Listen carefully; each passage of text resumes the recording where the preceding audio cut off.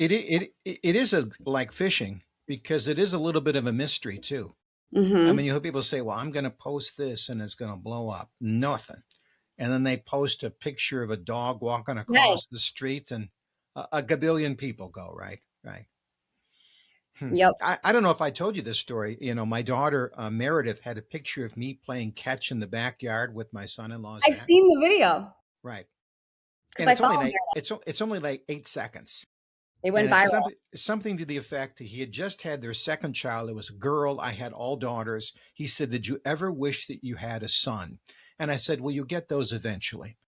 Which was meant the way you see, you're my son now, right? Oh my goodness, the vitriol. Anyway, the last I heard, 75 million people, and off it goes into the sunset. And she probably didn't put a ton of time. She took the Dude. video clip and put a little caption over it and shared it as a reel, and it just took off. Yeah, yeah. And part of the reason it took off, which I find is another part of the algorithm, it kind of likes it when people argue, right? The algorithm kind of likes it when people get salty with it.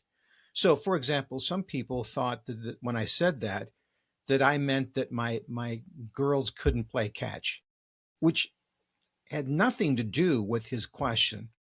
And then other people said, "Well, he can't throw." It started this interesting echo chamber.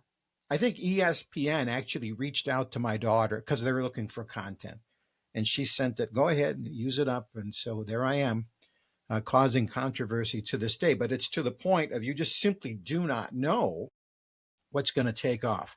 So there's TikTok, and you like Instagram. Talk to me about Instagram Lake. So, Instagram, I feel like, okay, so back when Instagram first started, like, you know how on Instagram you can do stories now and post like something that is only up for 24 hours? I think they started doing that because of Snapchat. When Snapchat was created, then Instagram was like, "Oh, we need to keep up." And also, you can now post stories um on TikTok too. That is a new thing that you can do now that people are using, and they say that it actually can help with growing your audience. And So then everybody's stealing from everybody now, isn't it? Yeah. essentially, because if people like that, like on Instagram, I feel like people have that feeling that they have to have like the perfect curated post to like put it on their feed. Well, when it's on your story, it's more like a just, oh, I'm sharing this.